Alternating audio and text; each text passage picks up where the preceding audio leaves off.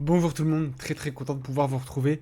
Là, quelques instants après cette victoire de l'équipe de France contre la Belgique en huitième de finale de l'Euro 2024. Un récap Euro un peu, voilà, un petit peu à la sauce après-match comme on faisait pour les matchs de l'OM par exemple. Ça faisait longtemps que j'en avais pas fait et voilà, j'ai envie d'en faire un pour l'équipe de France, parler un peu en profondeur du match. Et, euh, et voilà, vous donner un petit peu mon ressenti là-dessus, là, à chaud. Vraiment, le coup de sifflet final a été... Enfin, été ouais, il n'y a même pas 5 minutes. Donc, euh, donc voilà, c'est vraiment à chaud et peut-être que j'aurai une analyse différente un peu plus à froid, mais je pense que c'est marrant aussi de se prêter à ce petit jeu-là. Voilà, une victoire du coup, un but à zéro. Cette équipe de France qui jouera donc les quarts de finale contre la Slovénie ou le Portugal. Là, tout de suite, je ne, enfin, au moment où je tourne, on ne le sait pas du coup, ça sera ce soir à 21h. On verra si on entend un petit mot ou pas. En attendant, du coup, voilà, Kolo Muani qui nous délivre, enfin même pas, c'est un CSC au final, mais on va dire que Kolo Muani est l'artisan de cette libération dans un match qui aurait été tactique. Voilà, on va le qualifier de tactique et de fermé. On va commencer par les compos, comme vous avez d'habitude pour les petits après-matchs. Alors une composition belge qui est pas exacte du coup. On a un Castils, on a un Vertonghen face en défense. Théâtre et Castagne pour les latéraux, mais on avait quand même un Théâtre qui restait assez bas et qui se projetait peu par rapport à Castagne par exemple. Un milieu de terrain Onana De Bruyne où on avait un Kevin De Bruyne vraiment bas sur le terrain, je trouve. Ouais, vraiment vraiment bas. Un Jérémy Doku du coup, ouais à gauche c'est ça. Un Loïs Openda plus à gauche pour le coup lui. Et Doku ensuite a changé de côté. Enfin, ça a été assez libre, assez ça a pas mal bougé ouais. Et donc Lukaku en pointe et Carrasco sur un côté, hein, vous vous en doutez, il n'était pas dans le milieu à 3. On avait un tandem au milieu Onana Kevin De Bruyne donc voilà. Ce que je peux dire déjà tactiquement sur cette Belgique, c'est que mon Dieu que c'est pauvre. C'est vrai que on avait une analyse un petit peu sur cette phase de poule, de matchs plutôt pauvres. En regardant un petit peu sur ce qui est statistique et tout, ça a monté un peu. Enfin, on n'avait pas le même regard avec ça. C'est-à-dire que la Belgique est quand même une des équipes qui se crée le plus d'occasions. Il n'y a vraiment pas de calcul. On défend quasiment, enfin, on défend peu. Donc ouais, ça s'envoyait des petites transitions, etc. De Bruyne, de Koul, Lukaku, donc voilà. Euh, c'était un peu ouais libre, voilà, très libre, très fluide, pas vraiment de structure bien précise, bien à part le fait que Théâtre était quand même assez reculé et se projetait pas vraiment. Donc voilà pour la Belgique. Maintenant, ça a donné lieu à un nombre de no man's land au milieu de terrain. Avant le réajustement tactique de Tedesco qui arrivait tard, hein, parce que mine de rien, enfin, avec tout le respect, je suis pas coach, je sais pas mes diplômes, pas de soucis, mais tu s'est rendu quand même compte vraiment tard qu'il y avait des no man's land de fou furieux dans son milieu de terrain quand même. Le fait de mettre De Bruyne aussi bas, venir chercher les ballons, j'ai l'impression qu'Onana il se marchait un petit peu dessus, et du coup un petit peu plus haut avec un Lukaku, avec un Openda, avec un Doku, avec un Carrasco qui ont pas forcément les qualités pour venir décrocher et venir chercher les ballons. T'avais des espaces entre cette ligne d'attaque et cette ligne du milieu de terrain qui étaient monstres. Et donc voilà, t'arrives pas à développer de jeu à cause de ça. T'arrives pas à ressortir, tu te fais étouffer. Des fois on a vu les 11 Belges dans leurs 35 mètres. C'est juste pas concevable, hein. C'est juste pas concevable avec cette équipe, ce milieu de terrain et cette attaque, ce potentiel-là offensif. C'est pas concevable. Je veux bien que défensivement il y a des lacunes, pas de souci. Euh, mais offensivement c'est beaucoup trop pauvre, que ce soit tactiquement ou que ce soit dans le contenu, par rapport au potentiel qu'il y a et par rapport aux qualités qu'il y a. Je suis désolé, mais il y a vraiment un gros problème là-dessus. Pour moi, Tedesco est en partie fautif. Bon, maintenant, voilà, il y a aussi des joueurs qui jouent pas à leur niveau. J'ai trouvé De Bruyne un peu en dessous de son niveau d'habitude. Carrasco, ça fait un moment qu'il est plus exceptionnel. Openda, pas dans les meilleures situations, enfin pas dans les meilleures conditions, mais pas exceptionnel. Lukaku, j'en parle pas. Il s'est fait bouffer par Saliba. Il s'est fait bouffer par Saliba. Et franchement, non. Bravo à Saliba. Doku, un peu plus en jambes, et pour le coup, c'est peut-être lui qui s'est le plus montré côté belge. Voilà, à mon sens. Donc voilà, apparemment, en fait, en phase défensive, tu avais un 4-4-2 avec Carrasco, Doku sur les côtés, De Bruyne, Nana, tout ça. Tu avais vraiment un 4-4-2. Et en phase offensive, j'ai l'impression que tu avais un petit peu une défense à 3, comme ce qui est déjà visible, enfin ce qui pouvait déjà être visible en poule par exemple. Donc une défense à 3 avec Carrasco dans un rôle de piston. Donc voilà, pour la Belgique. Ce qu'on peut en dire un petit peu sur le choix des joueurs, le choix tactique, et sur voilà, ce qu'on en a vu tactiquement sur ce match. L'équipe de France maintenant. Le 11 aligné par Didier Deschamps. Alors hier, dans ma vidéo d'hier, voilà, j'espère que vous l'avez vu. Si vous n'avez pas vu, vous pouvez y aller, c'est sur la chaîne. J'étais pessimiste parce que je me disais, tu ne peux pas sortir un 11, sortir une composition de ton chapeau la veille, la veille ou la semaine ou les 3 jours qui précèdent un huitième de finale d'une grande compétition. C'est juste impensable. Deschamps l'a fait, bon, ça a marché, maintenant, on va pas s'enflammer non plus, hein. Donc voilà. On avait donc Upamecano, Saliba avec Maignan, là, ce trio là qui est vraiment vraiment impressionnant. Enfin impressionnant non, mais qui est solide quoi. Donc voilà, Théo Hernandez que je trouve moins en jambes qu'à son habitude franchement, mais qui fait quand même le taf, qui a répondu présent notamment défensivement, il faut le dire. Et les amis, Jules Koundé, je suis le premier de ses détracteurs, je suis le premier à m'énerver quand il fait n'importe quoi sur son côté droit, et je suis le premier, hein. Mais l'euro de Jules Koundé, messieurs, dames, je ne peux qu'applaudir. Voilà, je ne peux que respecter. Franchement, je ne l'attendais vraiment pas à ce niveau, que ce soit défensivement ou encore ce soir, voilà, dans son 1 contre 1 avec Doku par exemple, il a vraiment pris pas mal de duels. Et Doku, vous savez très bien que prendre des duels à Doku, c'est pas une mince affaire, c'est pas une mince affaire, pardon. Et il l'a très bien fait. De temps en temps supplé par Upamecano aussi, mais non, vraiment, vraiment bravo, bravo. Et offensivement, écoutez, pas mal de justesse, plus que d'habitude. Que ce soit ce soir ou même sur l'euro en général, hein, d'ailleurs, hein, là je parle de ce soir, mais son euro, et je trouve franchement son euro bon. Donc ouais, pas mal de justesse dans les centres, il met un bon centre à Thuram là au premier poteau, enfin il y a 2-3 ballons qui sont joués très justement. Et où il se précipite pas. Sur le but, par exemple, il se précipite vraiment pas, il fait le bon choix. Et non, franchement, bravo. Bravo Jules Koundé. Bref, je lui dis bravo, il verra jamais la vidéo, mais bon, écoutez, hein, si jamais tu passes par là, Jules, bravo. Quand t'es au milieu de terrain, bien sûr. Alors c'était plus Chouamini en point de basse, et d'ailleurs on le voyait pas mal entre Upamecano et Hernandez. Enfin là sur l'image entre Upamecano et Hernandez, mais dans la réalité c'était plus Saliba. Mais entre le central gauche et latéral gauche, il venait dézonner pas mal. Un petit peu à la manière de ce que peut faire Toni Kroos avec l'Allemagne, franchement. J'ai l'impression qu'il y a quelques... Bon, sans dire que c'est les mêmes joueurs, attention, je compare pas les joueurs.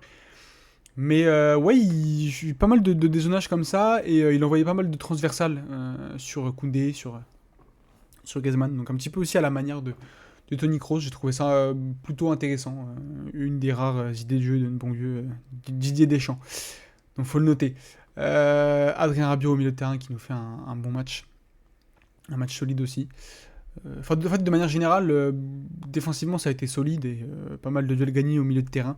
Dans le contre-pressing, la récupération haute, voilà, vraiment vraiment efficace les 3 du milieu de terrain. Donc non, ça c'est assez positif. Maintenant pour le trio de devant, est-ce qu'il faut que je parle? Est-ce qu'il faut que je parle? Je pense qu'on l'a répété assez sur cette chaîne. Griezmann n'est pas un ailier, il n'est pas bon quand tu lui demandes de coller la ligne, de bouffer la ligne, c'est pas possible. Je ne comprends pas pourquoi tu l'as mis dans cette position-là.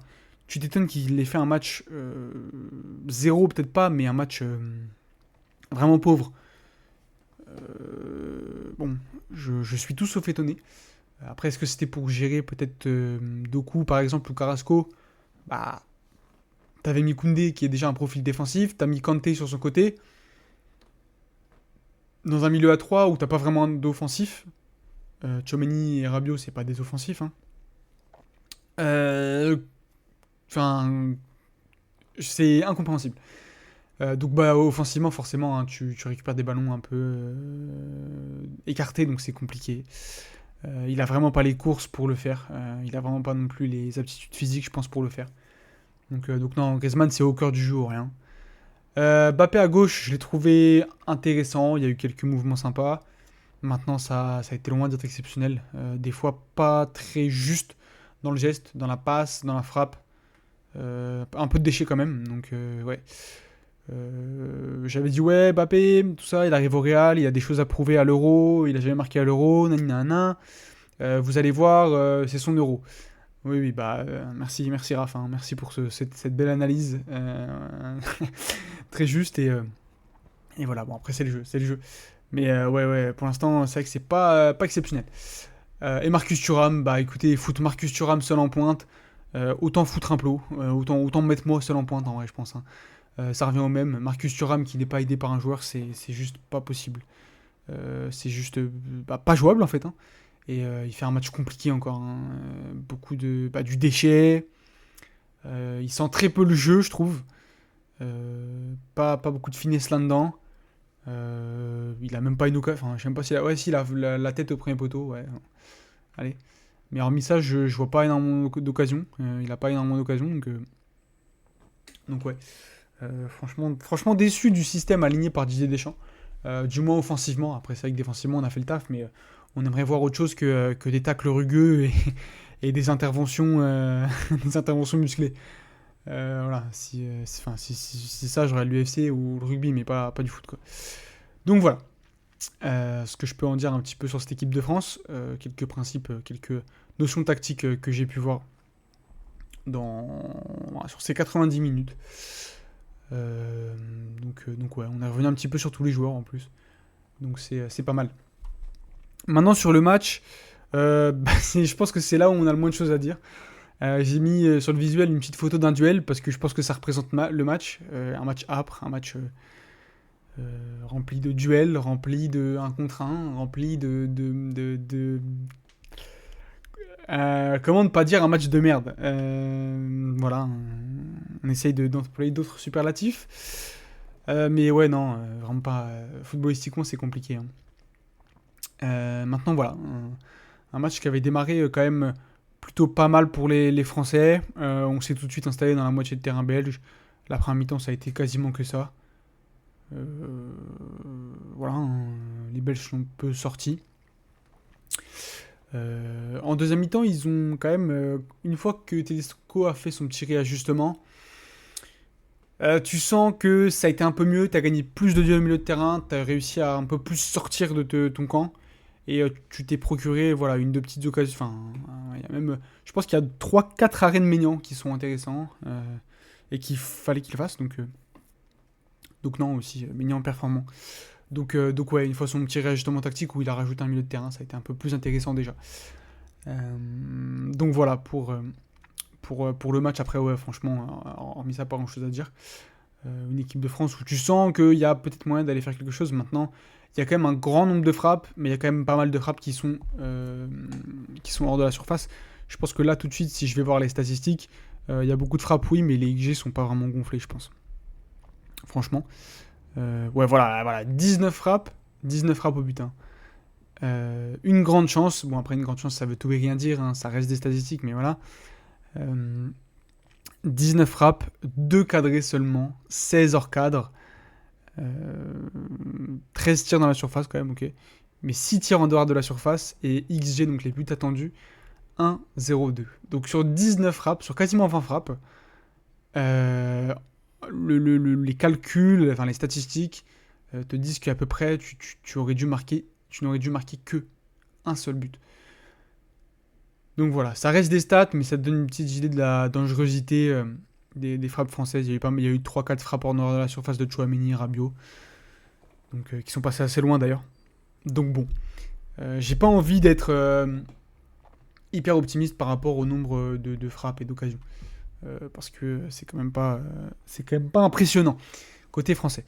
Et voilà, toujours. Bon après voilà, on va essayer de positif un petit peu. Cette équipe de France solide, clutch dans les moments importants, sur toutes les lignes d'ailleurs, que ce soit en défense, que ce soit au milieu, que ce soit au poste de gardien. Bon, toutes les lignes, ça exclut évidemment la ligne d'attaque, hein. Mais quoi, Colomoni est rentré, a forcé la décision parce qu'il a pas marqué, parce que c'est du coup il va falloir l'attribuer au CSC, je crois, pour Vertonghen, donc voilà. Donc on verra par la suite. C'est vrai que c'est pas forcément en jouant bien que tu gagnes des grandes compétitions, ça on sait, avec Deschamps on est habitué. Maintenant, je pense qu'on est, voilà, on est quand même en droit d'être déçu par rapport à ce qui est proposé si tu te mets en relation avec le moyen à disposition. Donc voilà.